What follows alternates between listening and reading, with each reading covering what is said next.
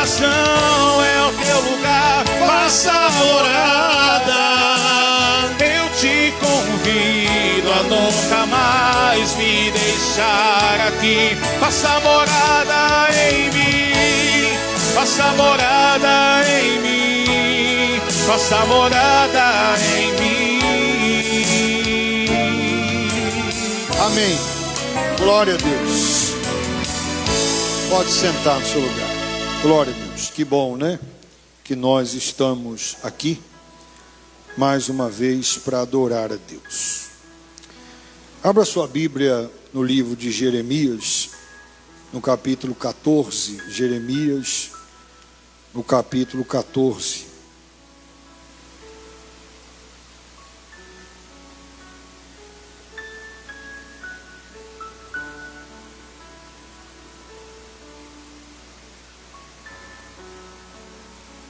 Isso, Jeremias, no capítulo 14. Preste atenção nisso aqui. Isso. Preste muita atenção nessa palavra.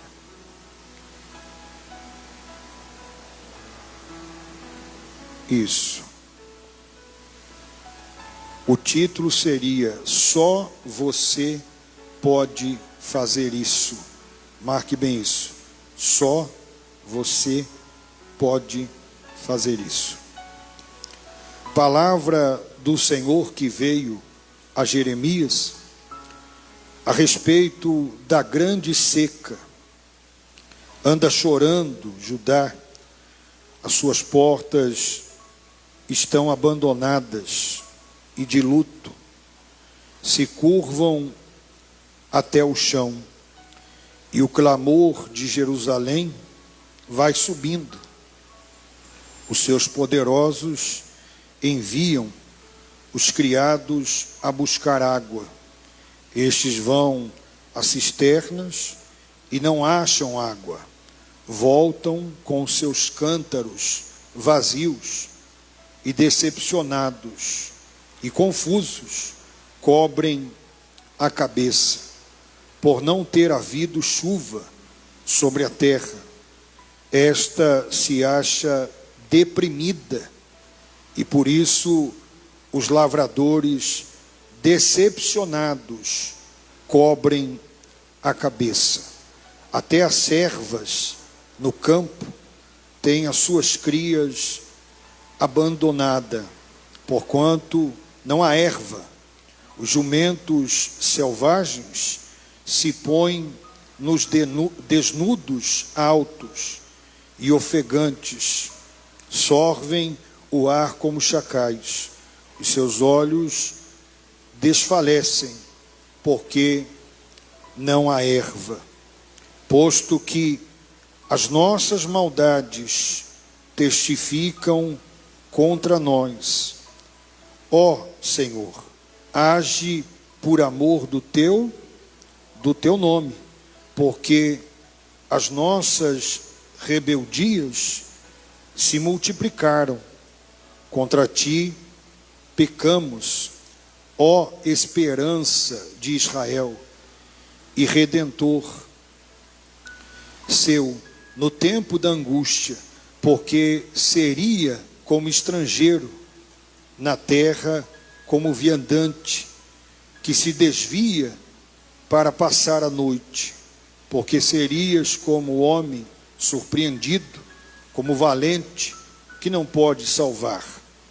Mas tu, ó Senhor, está em nosso meio, e somos chamados pelo teu nome, e não nos desampares.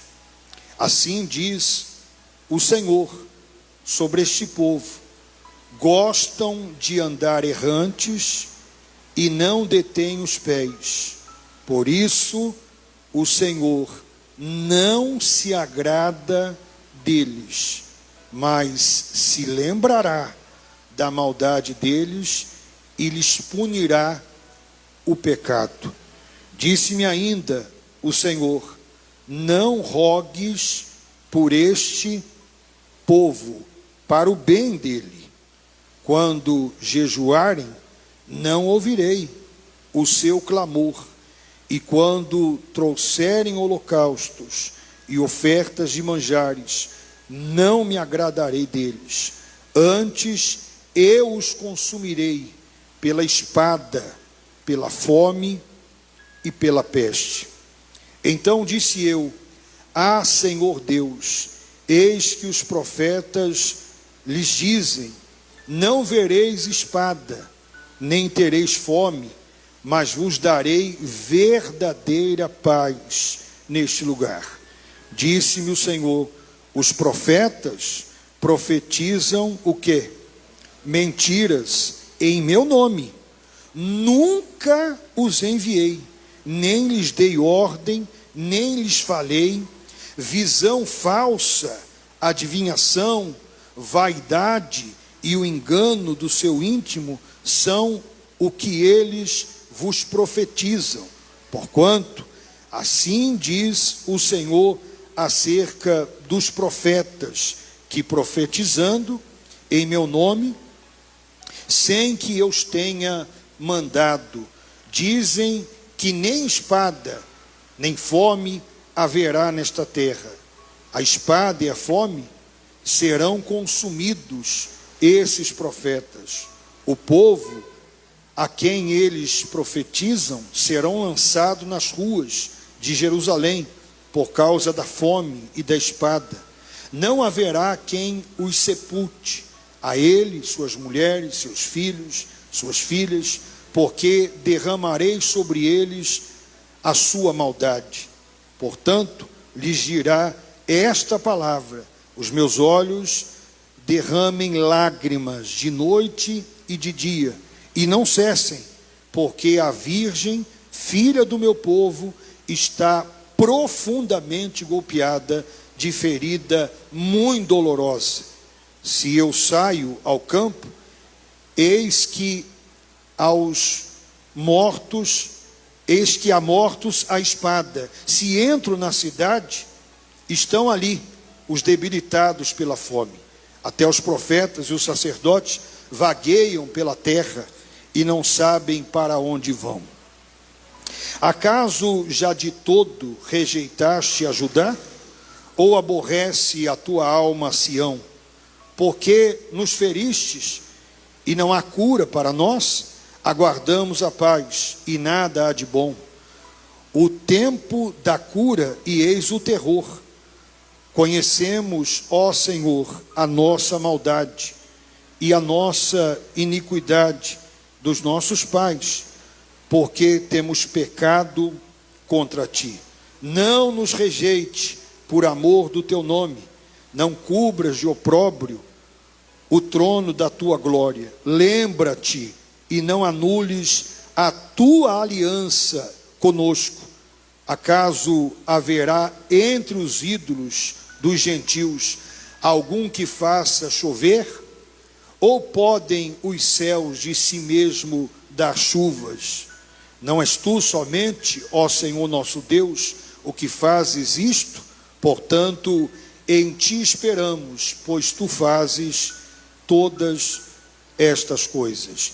Disse-me, porém, o Senhor: ainda que Moisés e Samuel se pusessem diante de mim, meu coração não se inclinaria para este povo.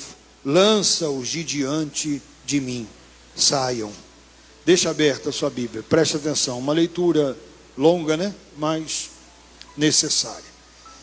Veja o que estava acontecendo com Judá. A Bíblia diz que eles estavam enfrentando um grande período de seca. Um grande período de seca eles estavam enfrentando, e eles não conseguiam produzir.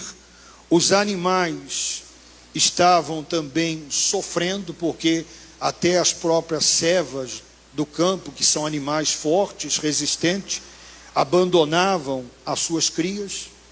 Os senhores mandavam que os criados fossem até a cisterna buscar água, e eles voltavam com a cabeça coberta, num ato de vergonha, porque a cisterna estava vazia, porque não havia chovido, não estava chovendo, a seca era total.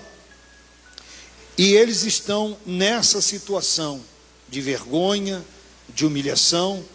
E o que causa esse sofrimento neles? Porque a terra está dessa forma, porque tudo que eles fazem não dá certo, porque eles estão sendo envergonhados. E o motivo é o de sempre: eles estão assim por causa do pecado.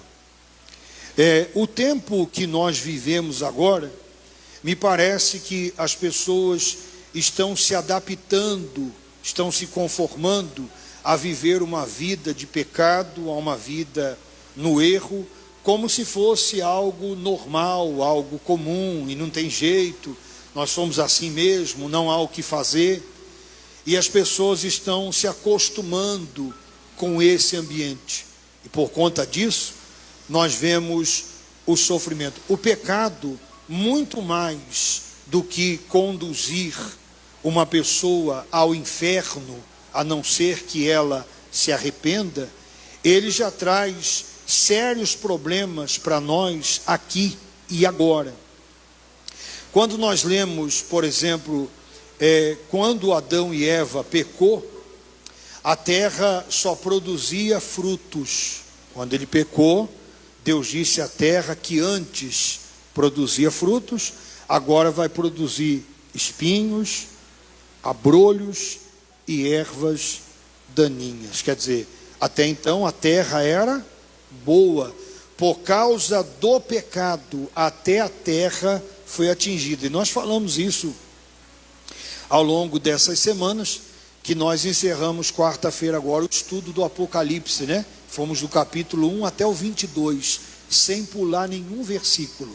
E foi uma benção. E nós falamos sobre isso, que até a terra, o apóstolo Paulo diz que geme e aguarda a redenção, até a terra.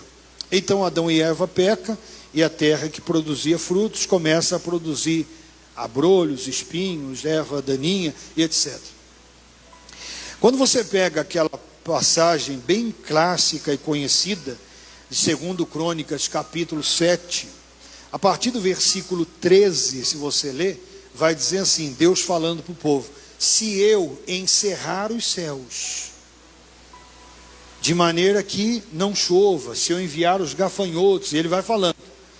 E aí no 14 ele diz: se o meu povo, preste atenção, que se chama pelo meu nome, se humilhar e orar e me buscar e se converter do seu mau caminho, preste atenção agora, eu perdoarei os seus pecados, sararei a sua terra. Sararei a sua terra. O pecado, ele atinge a nossa vida num todo. Até aquilo que nós fazemos é atingido por conta do nosso pecado. E é o que está acontecendo com eles.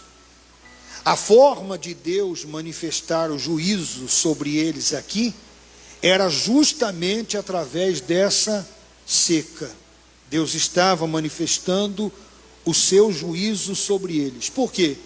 Porque muitos deles estavam voltando à idolatria, à imoralidade, ao engano. Muitos aqui eram hipócritas. Eu vou mostrar aqui para você. Muitos aqui eram hipócritas. Aquilo que eles faziam para Deus, eles faziam porque eles aprenderam a fazer, eles acostumaram a fazer. E eu digo aqui sempre isso, preste atenção, para Deus não é só fazer, mas como fazer. Fazer por fazer não resolve absolutamente nada. Não adianta você fazer no automático, não adianta você fazer como um religioso, não. Você tem que fazer de todo o seu coração. Deus quer que você seja honesto, que você seja sincero, que você faça de todo o seu coração. Bom, Jeremias é um profeta, um homem de Deus, vê o povo sofrendo, vê os animais sofrendo também, a terra em seca total naquela ocasião, naquele lugar, e eles desesperados. E Ezequias, na condição de profeta, a partir do versículo 7, ele vai levantar um clamor, ele vai fazer um pedido diante de Deus, para que Deus ajudasse, tirasse eles daquela situação. No entanto, olha o que ele diz no versículo 7, isso aqui é fundamental. Posto que as nossas maldades, preste atenção nisso aqui, testificam contra nós, ó Senhor, age por amor do teu nome, porque as nossas rebeldias se multiplicaram contra ti pecamos. Nossas rebeldias se multiplicaram, contra ti pecamos. Preste atenção nisso aqui. Quer dizer, o profeta Jeremias, ele tem consciência que o que está acontecendo com aquele povo não é em vão, não é à toa, como diz a Bíblia, que não existe maldição sem causa, não existe maldição sem causa. Então ele tem consciência que aquilo acontece porque a própria maldade do povo está testificando contra eles. A rebeldia está se multiplicando e eles pecaram contra Deus. Aqui cabe uma lição importante, que pecado na Bíblia é você transgredir a vontade de Deus. E nem sempre é quando você simplesmente faz algo errado. Todavia, quando você deixa de fazer o certo, você também está pecando. A Bíblia diz: aquele que sabe que deve fazer o certo e não faz, ele está fazendo o quê? Ele está pecando. E eu digo para você que hoje esse é um dos maiores pecados da igreja, o pecado da omissão. Às vezes largou o adultério, às vezes largou a idolatria, às vezes largou a mentira, mas traz sobre si o pecado da omissão, porque sabe o que tem que fazer, sabe o que é certo, no entanto, não faz. Saber e não fazer não resolve absolutamente nada. É nesse sentido, por exemplo, que Tiago diz que a fé sem obras é o quê? É morta. Por quê? Ele diz que a fé sem obras é morta. Porque a verdadeira fé, ela produz naturalmente em mim e em você boas obras. Se nós tivermos um encontro com Deus, se nós vivemos no centro da vontade de Deus, isso vai produzir, não tem como esconder isso aí. Jesus disse que não dá para esconder uma cidade edificada sobre o monte. Jesus disse que ninguém acende uma candeia e coloca debaixo da cama. Não tem como esconder. Se Deus, preste atenção, se Deus é na minha vida e na sua vida, todos verão, mais cedo ou mais tarde, todos verão que Deus é na nossa vida. Não tem como esconder isso. E ele tem consciência aqui que aquele povo pecou contra o Senhor. E olha o que Jeremias diz no versículo 8. Ó esperança de Israel e Redentor seu no tempo da angústia, porque serias como estrangeiro na terra e como viandante que se desvia para passar a noite.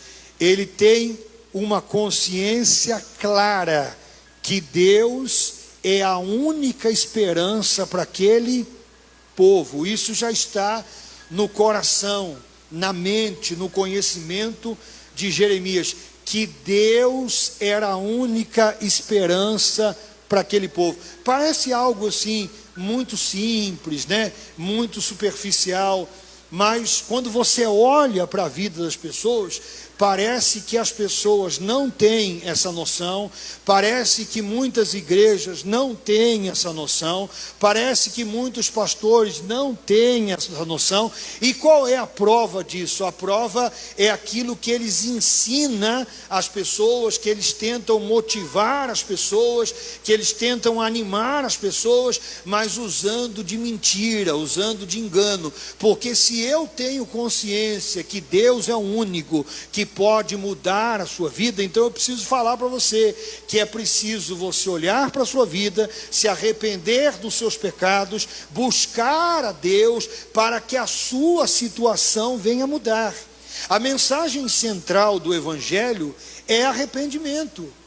Essa é a mensagem central do Evangelho. A maior necessidade vista em nós não é aquilo que nós precisamos de coisas. A nossa maior necessidade é o arrependimento. Enquanto eu e você não nos arrependemos dos nossos pecados, da nossa vida, enquanto nós não nos consertamos com Deus, nós vamos viver sempre nessa situação de vergonha, de humilhação, dependendo de uma palavrazinha aqui de ânimo de alguém, um empurrãozinho. Você não tem uma mensaginha de Deus para mim? Você não pode me dar uma palavrinha para me levantar? Não, isso aí não resolve a sua vida. O que resolve a sua vida é você colocar a sua vida em ordem, para que então você possa experimentar a bênção de Deus na sua vida.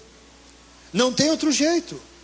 Mas as pessoas, elas parecem não entender isso. Por isso você vê tantas pessoas lutando com a força do braço. Por que você vê pessoas toda hora dizendo: nossa, quase aconteceu, quase deu certo, quase que eu consigo. E toda hora essa pessoa está frustrada, e ela vai ficar sempre no quase. Ela quase vai conseguir, quase vai dar certo, quase que foi, mas não vai sair do quase. Por quê? Porque não adianta o seu esforço sem a participação de Deus na sua vida. O Salmo 127 diz: se o Senhor não edificar a casa, em vão trabalha os que a edifica. Ele está dizendo que é em vão. Ele diz que todo trabalho é em vão, que todo esforço é em vão, que todo sacrifício é em vão, que toda intenção é em vão. Se Deus não estiver no meio, é em vão. É em vão. E ele tinha essa consciência, mas as pessoas não. Parece que não, porque eles permanecem ainda no pecado e torcendo para que as coisas acontecessem, torcendo para que as coisas dessem certo. Veja se essa geração não é assim. Essa geração aqui, nem todos, naturalmente, existe exceção, mas existe uma grande massa humana que depende de que alguém fique assoprando para elas. Então, se ela vê uma mensaginha de conforto, uma mensaginha motivacional, ela vai nas nuvens: ah, Deus falou comigo. Você não viu o que ele falou? O recado de hoje é que tudo vai acontecer. E a pessoa fica tudo, aí daqui a pouco ela não acontece, ela vai lá para baixo, aí ela já está esperando outra de novo, aí vem outra, ela diz: não, é agora, é agora. E daqui a pouco vem outra, e ela sempre deficiente. Por quê? Porque precisa consertar o cerne da questão. Aonde está a raiz do problema? A raiz do problema é se consertar com Deus. Essa é a única forma de você não ser escravo do sistema e você não ser escravo de ninguém. Porque quando você abrir a sua boca e orar, Deus vai atender a sua oração e vai abençoar a sua vida. Amém? Não tem outra forma. E aí ele diz aqui, mais para frente, Jeremias apresenta a situação do povo, a causa do povo, e Deus vai responder aqui no versículo 10: assim diz o Senhor, a resposta de Deus: assim diz o Senhor sobre este povo: gostam, preste atenção, de andar errantes e não detêm o quê? Os pés. Por isso o Senhor não se agrada deles, mas se lembrará da maldade deles e lhes punirá o quê? O pecado. Disse-me ainda o Senhor: não rogues por este povo, para o bem deles. Deus dá a resposta para Jeremias. Por que eles estão assim? Estão assim porque eles gostam, presta atenção nessa palavra aqui, eles gostam de andar errante, eles gostam dessa vida que eles estão levando, eles gostam do erro, eles têm prazer no erro. Você sabe que a nossa natureza, preste atenção nisso aqui, a nossa natureza ela é pecaminosa, nós fomos afetados pelo pecado, e a nossa carne ela tende a se inclinar para as coisas erradas. Todavia, uma característica de alguém que tem um encontro com Deus e que se converte ao evangelho genuíno e verdadeiro, é que até as suas vontades, elas são transformadas. Se você lê, por exemplo, eu não sei se você já ouviu falar e conhece a história dos puritanos, por exemplo, que eram homens piedosos, homens que viviam uma vida de santidade, de temor a Deus, e que receberam esse título de puritano de forma até pejorativa. Eles, depois que houve a reforma protestante, eles surgem e eles querem ir além da reforma protestante. Eles querem ser puro na política, puro no trabalho, puro na família, puro na vizinhança, puro em todo lugar. E aí nasce esse título, os puritanos, porque eles queriam demonstrar a pureza, a santidade e etc. E eles falavam muito sobre isso, que quando de fato nós temos um encontro com Deus, até as nossas vontades, elas são transformadas. Deus não nos converte pela metade, Deus nos converte por inteiro. A nossa velha natureza, ela é morta de fato, e nós somos vestidos de um novo homem, que continua pecador, que continua errado, mas porque ele teve um encontro com Deus, o próprio Espírito Santo o conduz na verdade, o conduz a fazer a vontade de Deus. Mas não é o caso deles aqui. Eles gostavam de andar errante, eles tinham prazer naquilo. É como eu sempre falo aqui, você quer ver um termômetro, se você está bem com Deus ou não? Escute o que eu vou te falar, e você que está assistindo também. O senhor não erra? Não, eu erro, você erra, todos nós erramos. Mas quando nós temos consciência de quem é Deus, do que Jesus fez por nós, quando tivemos um encontro com Ele, tem erro que a gente comete que nos deixa mal, nos deixa triste, e a gente diz, poxa vida, eu não podia ter feito isso. Esse é um bom termômetro. Ah, eu não sinto isso não. Que pena, seu estado é grave. É sinal que o temor de Deus já não está em você. Porque se de fato você guarda o temor ao Senhor, você vai se sentir mal. Agora, a maldade das pessoas é tão grande que ela ofende o próximo, ela machuca o próximo, ela desonra o próximo, ela desonra a Deus, ela desonra a família, ela desonra tudo, e para ela é tudo normal. Sabe por quê? Porque ela gosta de fazer isso aí. Sabe o que Deus está dizendo aqui para Jeremias? Eles não são inocentes, não é um acidente de percurso, não é um erro e daqui a pouco eu me levanto, não, pelo amor de Deus, eu estou errado. Não, eles gostam. Por exemplo, tem gente que gosta de mentir, ela gosta. Você lembra que nós falamos agora na última quarta-feira? Os mentirosos não herdarão o reino. Tem gente que gosta de mentir. Ela mente para a família, ela mente no trabalho, ela mente até para ela mesma. Tem gente que mente tanto que ela acredita até na mentira dela, tanto que ela mente. Ela constrói uma mentira tão bem elaborada que ela passa a acreditar na mentira dela. Mas ela gosta de mentir. Tem gente que gosta. Não pense não, nem todos que erram, escute o que eu vou te falar, nem todos que erram é por ignorância, é por falta de conhecimento, nada. Tem muitos que gostam de fazer o mal, gostam daquilo ali. E o que tem que fazer, bispo? O que tem que fazer é se arrepender.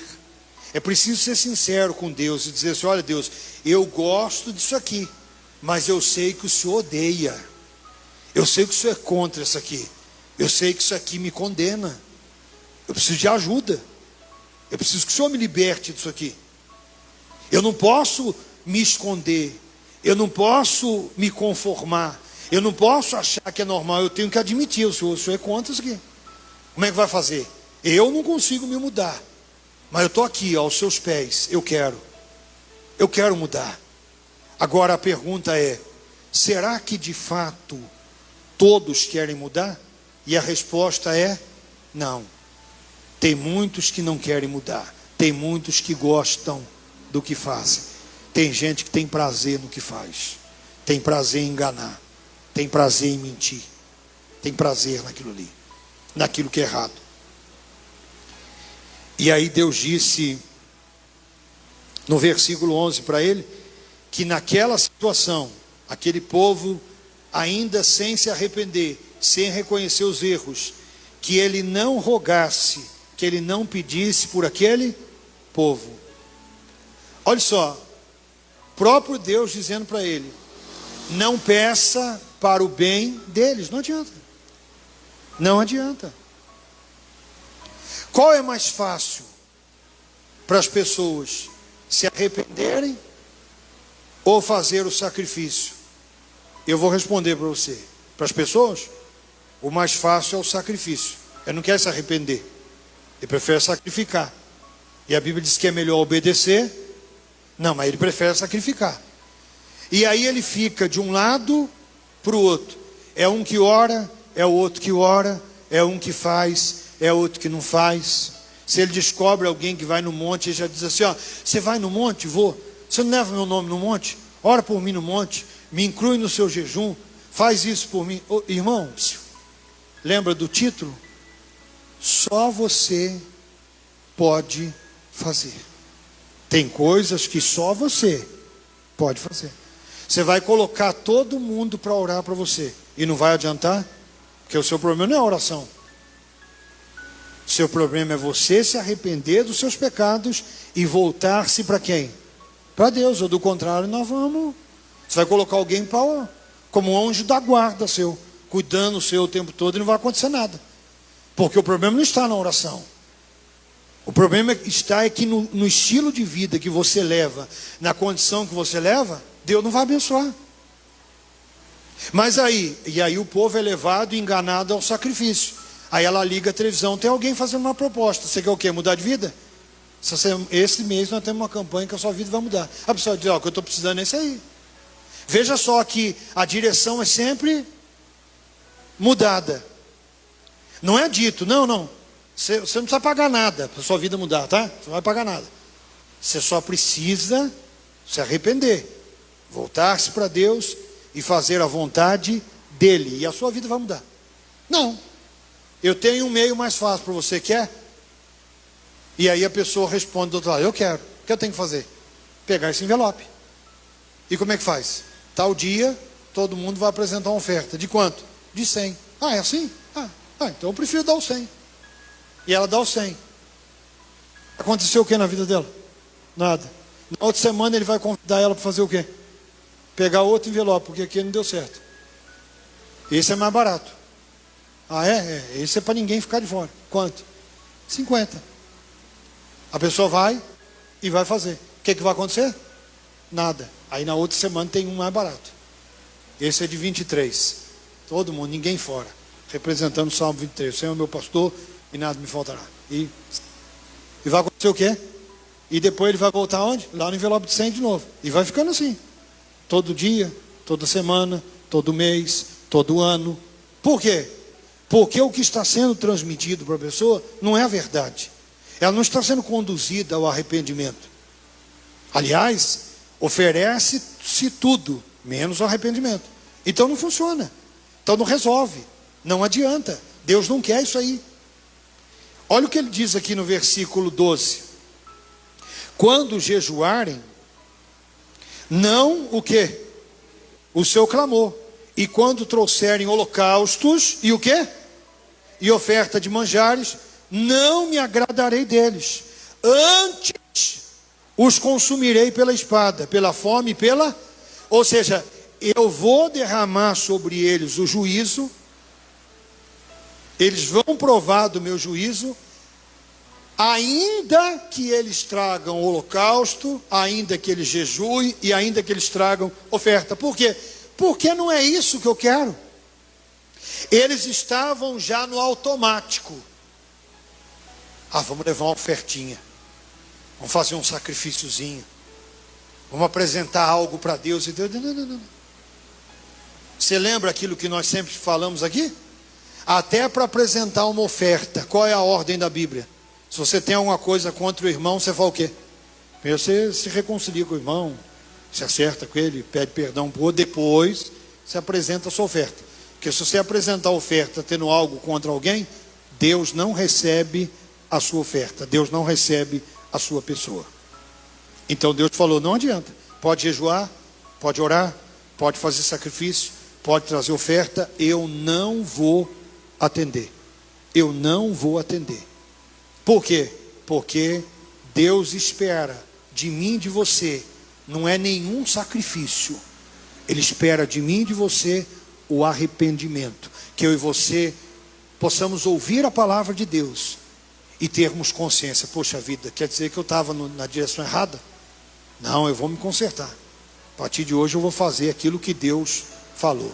Enquanto você não fizer isso, você vai sofrer, você vai colocar pessoas do seu lado para sofrer também, porque quem conhece Deus é você, e aí você vai ser um Jonas na vida da pessoa, que entrou no navio lá e colocou a vida de todo mundo em risco, mas o problema estava com Jonas. Cuidado, hein? Você que está assistindo também, viu? Cuidado. Cuidado. Você vai causar sofrimento para as pessoas. Por exemplo, todo mundo gosta de ler Deuteronômio capítulo 28, só a primeira parte. Eu não vejo ninguém pregar a segunda parte. Eu não vejo. Eu vejo só, se ouvires atentamente a voz do Senhor teu Deus, tendo cuidado de guardar todos os seus mandamentos, que o Senhor teu Deus hoje te ordena, virão sobre ti e te alcançarão todas essas bênçãos, bendito será na cidade, no campo, bendita a tua amassadeira, os seus animais, por um caminho virão contra ti, por 7 fugirão da tua presença, e todo mundo gosta. Eu não vejo ninguém falar do final do capítulo 28, a parte da maldição. E se você não atender? Se você não atender, é tudo o inverso. Você vai ser maldito no campo, na cidade, os animais, aonde você colocar a mão. Pois é, mas ninguém quer falar. Ninguém fala. O pecado, meu irmão, escute uma coisa. Nós estamos na graça. Aliás, nós sempre estivemos na graça. A gente tem esse costume de dizer, né? Estamos na graça. Mas na verdade sempre esteve na graça. Se não houvesse graça de Deus desde que Adão pecou, não existia mais ninguém. A graça dele sempre foi presente. E muitos usam isso como liberdade para poder pecar, para poder fazer um monte de besteira. Não. O pecado traz consequência para a minha vida e para a sua vida, tanto aqui e agora, como também nos condena ao inferno, se não nos arrependermos. Isso é muito sério. E aí, no versículo 13, Jeremias continua. Então disse eu, ele novamente: Senhor Deus, eis que os profetas lhes dizem: não vereis espada, nem tereis fome, mas vos darei verdadeira paz neste lugar. Disse-me o Senhor: os profetas, preste atenção, profetizam o quê?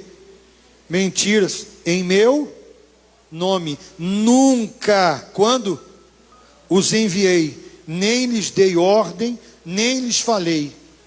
Visão falsa, adivinhação, vaidade e o engano do seu íntimo são o que eles vos profetizam. Olha só, Jeremias identifica o problema e diz para Deus assim: olha, o senhor está vendo o que esses profetas estão fazendo? Eles estão profetizando mentira. Eles estão dizendo para as pessoas que essa situação vai mudar, que eles vão ter paz, que tudo vai ficar bom. Como esses coach que você vê aí hoje em dia, sabe? Esses coach aí, Eles estão espalhados pelo Facebook, YouTube, TikTok, tá aí. Os coaches tá aí. Fique compartilhando isso aí não, tá? Isso aí não é evangelho não. Isso aí não é evangelho, isso é mentira. Vai mudar, vai dar certo. Acreditamos em dias melhores. Como? Como? A questão não é que Deus não pode fazer. A questão não é que Deus não pode transformar a nossa nação. A questão não é que Deus não pode curar a nossa nação. A questão não é essa. A questão é que o texto bíblico é claro: feliz é a nação cujo Deus é o Senhor. A pergunta é: Deus é o Senhor dessa nação? E a resposta é não. Não é. Não, não é. E eu provo para você que não é. Leia Malaquias capítulo 1. O filho honra o pai e o servo ao seu. Se eu sou o pai, onde está a minha honra? E se eu sou o Senhor, aonde está o respeito para comigo? Se ele é o Senhor, nós somos servos. Se somos servos, temos que obedecer. Se não obedecemos, não somos servos. Logo também, ele não é o nosso Senhor. Isso é muito sério. E Deus diz para Jeremias: o que eles estão profetizando é mentira. Eu nunca falei nada disso para eles. Eu não autorizei eles a falar nada. O que eles estão falando é algo que sai do íntimo deles. Essa adivinhação, essa visão, esse sonho, que eles ficam profetizando, falando, pronunciando. Isso é tudo mentira. Eu não falei nada disso. Isso aí sai do coração deles. Eu não falei nada. É tudo mentira. Irmãos, Deus jamais, em toda a Escritura, Deus jamais vai agir contrária à sua vontade e à sua palavra. Deus nos ensina de maneira correta. Quando o povo estava no deserto, não aguentava mais comer o maná e queriam comer carne. E Moisés foi lá e pediu para Deus assim: Senhor, o povo não aguenta mais comer o maná, o povo está querendo comer carne. E como é que eu vou fazer? São milhões de pessoas, eu vou tirar carne da onde para dar para essas pessoas? Olha o pedido de Deus: fale para o povo se santificar, porque amanhã eles vão comer o quê? Sabe o que ele está ensinando? Que no princípio bíblico, a santificação, ela antecede o milagre. Quando levaram aquele paralítico para Jesus, o que foi que Jesus disse para ele? Os seus pecados estão o quê? Não, mas ninguém levou lá para perdoar pecado. Foi levado lá para ser curado. Se eu estivesse lá, eu já ia ficar pensando assim: não, mas eu não quero saber nada de... o senhor ia pensar assim, eu ia, você ia também. Não seja hipócrita não. Eu já ia falar assim: não, mas nós trouxemos ele aqui para ser curado. Ninguém trouxe aqui para falar do pecado, ninguém. Nós quer que ele ande. E aí eles começam: mas quem é esse para perdoar pecados? E Jesus diz: para que saiba que o Filho do Homem tem poder para perdoar pecado. Eu te digo, levanta-te, toma o teu leito e anda. O que o paralítico fez? Levantou e começou. Qual era a urgência? Perdoar o quê? Qual a sua maior necessidade? É os seus pecados. Não é a cura do caroço, a porta de emprego aberta, o dinheiro que está preso na justiça. Não. Sua maior necessidade é os pecados. Deixa ele perdoar os seus pecados. Busque o perdão dos pecados. Se arrependa dos seus pecados. E depois sua vida vai andar. Diga glória a Deus. Não adianta inverter. Não vai perder tempo, pô. Não vai sair do lugar. Nada vai acontecer. E Deus disse: que eles estão falando é mentira. Eu não mandei eles falar nada disso. Nada disso. Nada. Eu percebo o quanto que as pessoas foram ensinadas erradas e o quanto as pessoas se decepcionam. Quando eu vou orientar alguém, eu digo isso para a pessoa. A primeira coisa que eu falo para a pessoa é isso aí. Eu percebo que a pessoa não gosta. Muitos não gostam. Eu vou atender a pessoa, ela vai contar toda a situação da família. A primeira coisa que eu digo para ela é assim: deixa eu te falar. Como é que está a sua vida com Deus? Está tudo em ordem? Se arrependeu dos seus pecados? Colocou tudo em ordem? E eu percebo que a pessoa quer pular essa fase e quer logo falar para mim o que está acontecendo. E eu tenho que insistir com a pessoa, dizer: não estou falando para você confessar o seu pecado para mim. Não é isso que eu estou dizendo. O que eu quero saber, como é que você está com Deus? Porque se nós não começar pelo lugar certo, não vai adiantar nada. Você vai pôr eu para orar por você, vou pôr a mão na sua cabeça, eu vou pedir, vou fazer, mas não vai adiantar nada. Porque Deus vai olhar para você e dizer, não, assim não tem jeito. Como é que vai mudar? Mas quem é que quer falar isso? Ninguém. Porque isso não atrai pessoas. Isso espanta pessoas. Porque na concepção das pessoas, como eu agiria quando Jesus curou o paralítico que eu te falei, as pessoas também vêm na igreja com esse pensamento. Não, eu não vim aqui para ouvir falar de pecado e nem quero saber de pecado nenhum também. Aqui todo mundo é pecador e acabou. Eu vim aqui porque eu preciso de uma porta aberta e acabou. Dá para mudar a minha situação ou não? Não. A maior notícia que eu tenho a dar para você é não. Não dá. Aqui não. Talvez você consiga em outro lugar. Aqui não. Aqui não dá. Dá para orar? Não. Não também. Ah, não dá? Não. Nem orar? Não. Por quê? Não, porque você não quer mudar, pô. Não, eu não sou seu anjo da guarda. Vai colocar eu de joelho para você então. E você não quer mudar. Para cima de mim. Não. Deus disse que o que eles estão falando é mentira. Versículo 15. Portanto, assim diz o Senhor acerca dos profetas, que profetizando em meu nome, sem que eu os tenha mandado, dizem que nem espada nem fome haverá nesta terra. A espada e a fome serão consumidos, esses profetas. Olha o que ele está dizendo. Não só o povo vai ser punido, como também vai ser punido quem? Os profetas. O que acontece com o povo vai acontecer com quem? Com os profetas. Por quê? Porque nenhum e nem outro quer a verdade. Nenhum deles quer se consertar. Nenhum deles quer se arrepender. Então eles também vão ser consumidos. É uma questão de tempo e eles também serão consumidos. O povo, versículo 16, a quem eles profetizam, será lançado nas ruas de Jerusalém, por causa da fome, da espada. Não haverá quem os sepulte, a ele, as suas mulheres, seus filhos, suas filhas, porque derramarei sobre eles, o quê? A sua maldade. Portanto, lhes dirá esta palavra: os meus olhos derramem lágrimas de noite, de dia, e não cessem, porque a virgem, filha do meu povo, está profundamente golpeada, de ferida e muito dolorosa, se referindo ao povo. Se eu saio ao campo, eis aí os mortos à espada. Se entro na cidade, estão ali os debilitados pela fome. Até os profetas e os sacerdotes vagueiam pela terra e não sabem para onde vão. Olhe para mim. Veja o estrago que o pecado estava causando ali. Vergonha, miséria, humilhação, morte, a tal ponto que até os profetas, esses daqui, e esses sacerdotes aqui, estavam andando de um lado para o outro, perdidos, desorientados. Você sabia que em muitos lugares, em muitas igrejas, esse aqui é o retrato? O povo está perdido, mas o líder também está perdido. Você percebe que não há coerência. Cada dia ele fala uma coisa, cada época ele age de uma forma. Sabe por quê? Por causa do pecado, por causa da mentira, por causa do engano. Está todo mundo caminhando para a destruição. Esse é o perigo. Você que me assiste agora, você que é um pastor, você que é um líder de uma igreja, esse é o perigo de você dar para as pessoas o que elas querem.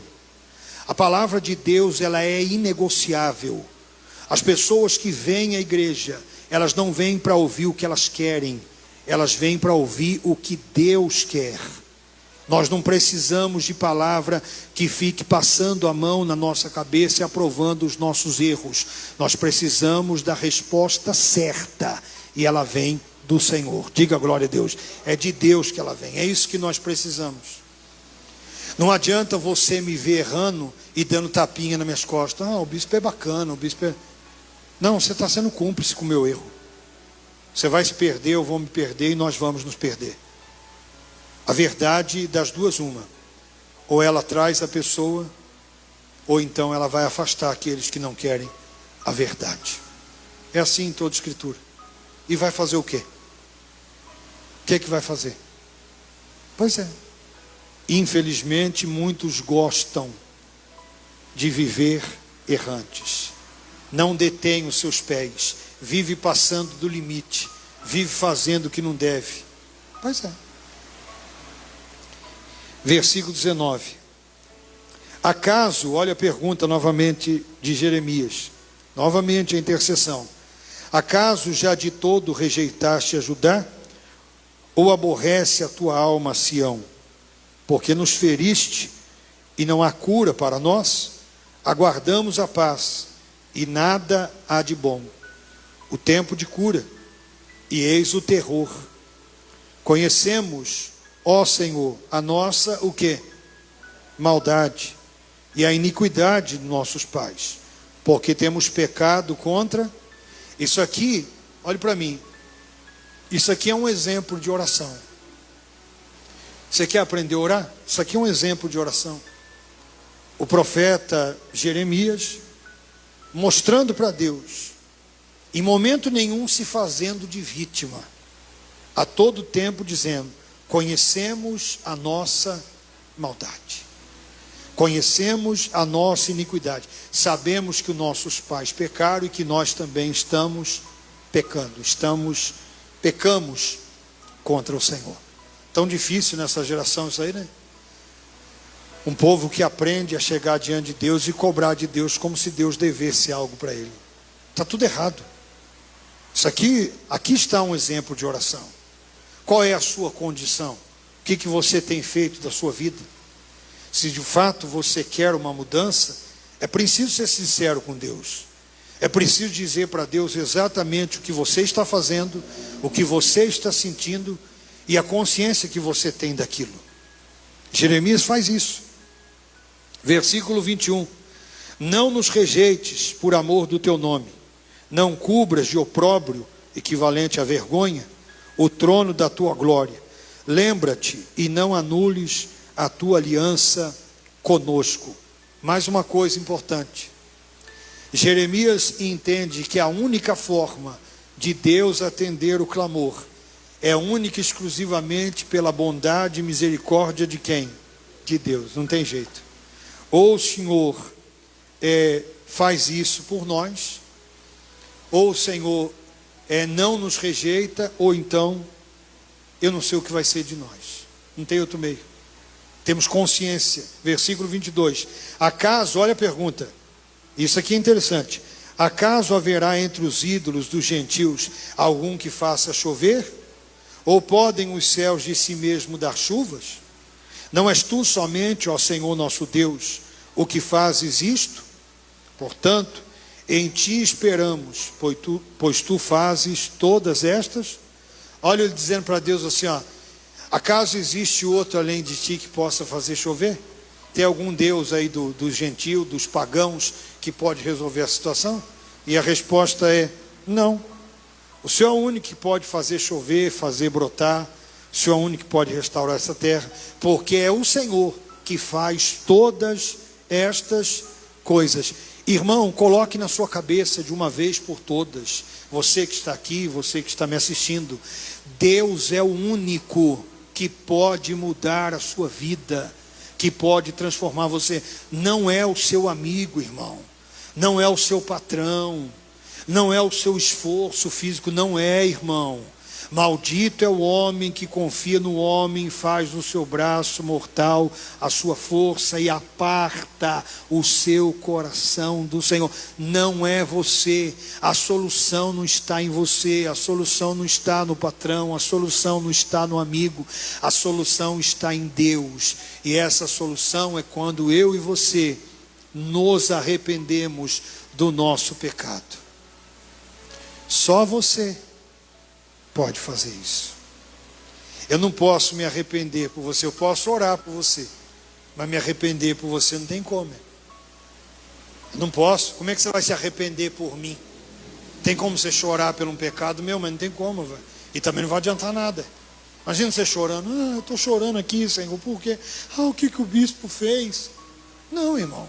Se nem o bispo não tem consciência do que ele fez, você vai morrer de chorar, irmão. Vai secar todas as suas lágrimas, acabar tudo as suas lágrimas. Você vai ficar seco de tanto chorar e não vai adiantar nada.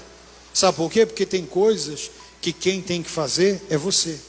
Eu posso orar por você, me arrepender por você, eu não posso. Eu não tenho como desviar os meus pés pelos seus pecados. Quem tem que desviar os pés é você. Quem manda você ir aonde não pode? Não, é você que tem que segurar o seu pé, não é eu não, é. Quem é que segura a sua língua? Você, eu seguro a minha. Pois é. Já pensou? Até porque teria pessoas que a gente tem que ficar do lado dela 24 horas por dia. Já pensou segurando a língua? Não solta não. Outros teriam que pôr uma algema no pé. Não sai daqui não. Prende ele aqui. Pois é. Não adianta. Quem nos convence do pecado, da justiça e do juízo? Quem é? O Espírito Santo. Pois é. Ele diz que Deus é o único que podia fazer. Capítulo 15, só o versículo 1.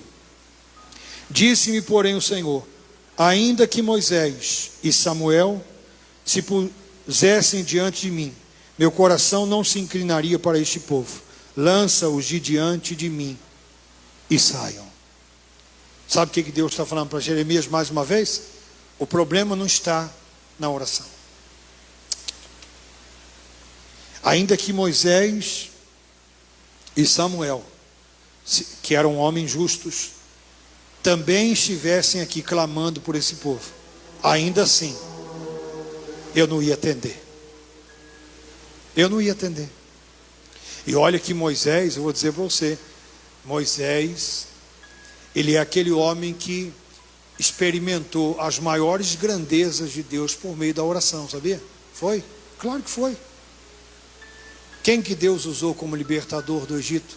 Moisés.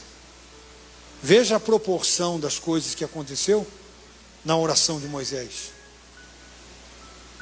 Deus enviou maná, Deus enviou as cordonizes, Deus abriu o mar. Já pensou quando a gente chegar no céu e encontrar o Moisés lá e dar um abraço nele e dizer: rapaz, aquele ali é o Moisés, ó. Foi aquele ali que orou e o mar, ó.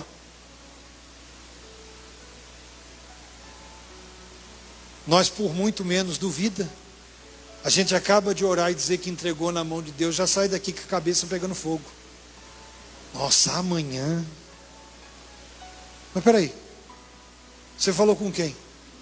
Não, eu falei com Deus, mas sabe o que é? Não, eu sei o que é. Eu sei o que é. Sei até o nome disso aí. Eu sei. Sabe, sei. O que é o nome? Incredulidade. Falamos, mas não cremos. O que é a fé? Você lembra do que é a fé? Certeza de coisas que se esperam e convicção de fatos que não se vê. Eu não vejo, mas espero, porque creio. Diga glória a Deus. Amém? Nem que eles orassem, Deus disse: eu não vou atender. Até que eles se arrependessem e voltassem atrás. Você percebe o quanto nós fomos ensinados errado? Você vai dizer que lá no seu trabalho ninguém nunca disse assim: ó, ora por mim, leva meu nome na igreja, e não tem nada de errado, mas é preciso falar para essa pessoa. Se tem a oportunidade, então fale para ela. Se olha, vem cá, você está buscando a Deus? Como é que está a sua vida? Pode ter certeza que talvez você vá falar para ela o que ninguém nunca falou.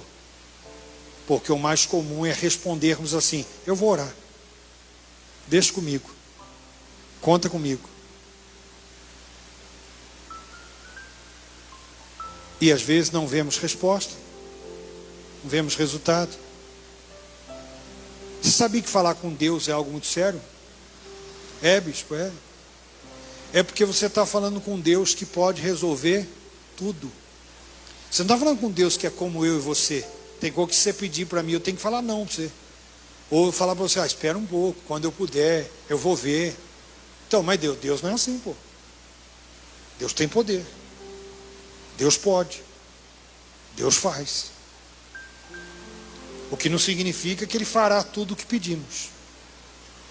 Mas muitas coisas que Ele ainda não fez, o culpado somos nós. Quem diz isso? A Bíblia. Leia o Salmo 81. Israel não quis me escutar, assim deixei-o andar na teimosia do seu coração. Siga os seus próprios conceitos.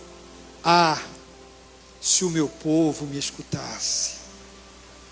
Ah, se Israel andasse nos meus caminhos, eu de pronto lhe abateria o inimigo e deitaria a mão contra os seus adversários. E o sustentaria com o trigo mais fino e com o mel que escorre da rocha. Está aqui, está aqui na minha mão, aqui, ó, Deus falando, para me entregar. Ah, se Israel me escutasse. Por quê? Porque Deus é justo. Não queira colher o que você não plantou, porque você não vai colher. Você vai colher exatamente o que você plantou e o que você está plantando. Portanto, quer frutos bons? Troque as sementes e Deus vai te abençoar. Amém, gente? Quem entendeu, fique de pé no seu lugar. Meu Pai, muito obrigado pela Tua palavra.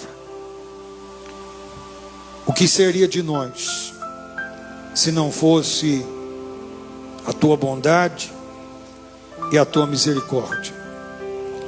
Há tantas pessoas sofrendo, tantas pessoas sendo enganadas por homens que, em nome do Senhor, têm enganado as pessoas, têm desviado a mensagem central do Evangelho, têm conduzido as pessoas ao erro, e muitos estão sofrendo, estão gemendo, estão padecendo, quando na verdade a mensagem central do Evangelho e de toda a Escritura é o arrependimento.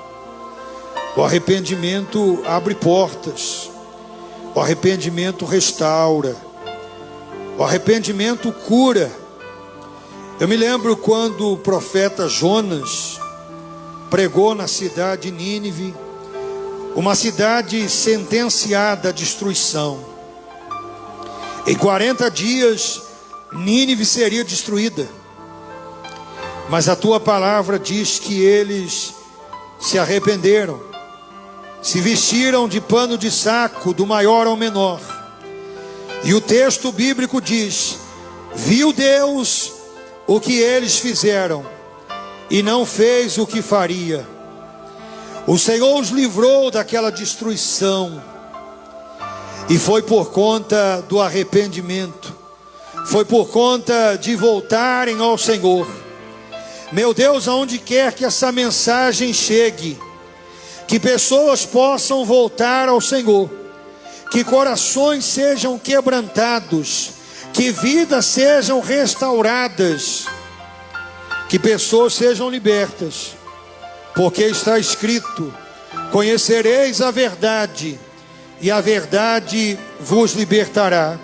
Tem pessoas há anos atrás de uma resposta, há anos atrás de uma solução, e que não virá enquanto essa pessoa não se arrepender, enquanto ela não colocar a vida dela em ordem. Ela sofre, as coisas ao redor dela não acontecem, a família sofre, pessoas sofrem. Meu Deus, em nome do Senhor Jesus, nós estamos aqui diante do Senhor, pedindo perdão pelos nossos pecados, pelos nossos erros, pelas nossas falhas, e queremos urgentemente nos voltar a Ti nesta manhã. Nos ajuda, Senhor, em nome do Senhor Jesus. Te peço perdão, Senhor, mais uma vez. Eu sei que errei, eu sei que errei, mas vou recomeçar. Te peço perdão, preciso de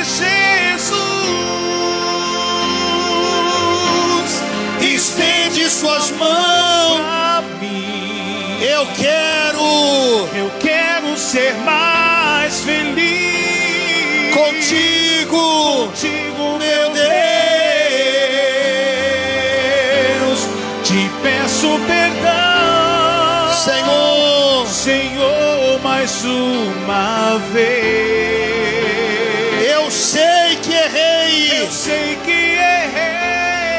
mas vou recomeçar. Te peço perdão, preciso de Jesus. Estende tuas mãos pra mim. Eu quero ser mais feliz contigo, meu Deus. Obrigado, Senhor. Que a tua palavra seja sempre o centro dessa igreja. Que possamos sempre ouvir aquilo que o Senhor tem para nos ensinar. Não o que nós queremos ouvir, o que nós precisamos, para que sejamos transformados. Nós te louvamos e te agradecemos. Em nome do Senhor Jesus, diga amém. Graças a Deus. Bem forte para Jesus.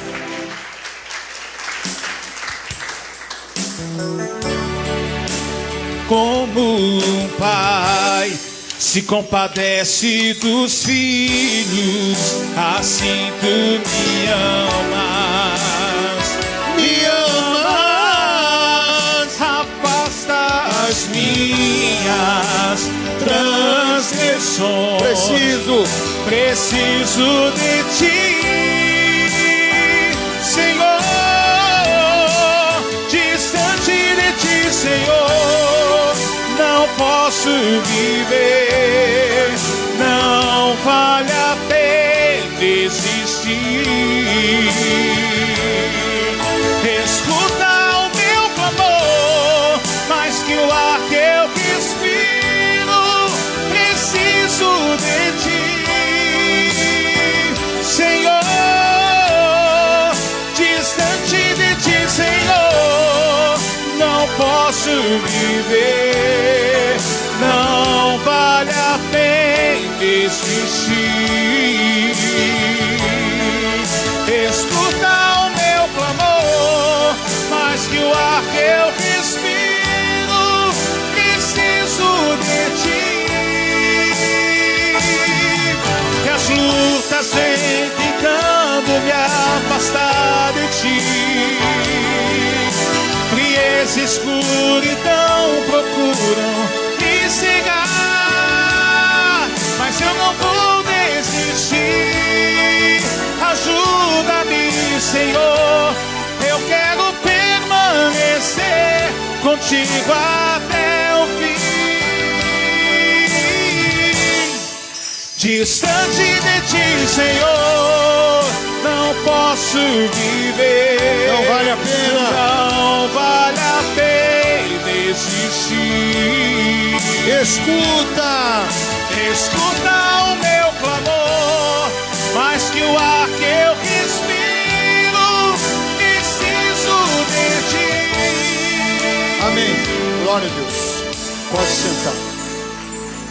Pode sentar no seu lugar. Você já vai voltar para sua casa abençoado. E você que acompanhou até agora também, Deus abençoe a sua vida e a sua família. Amém, gente?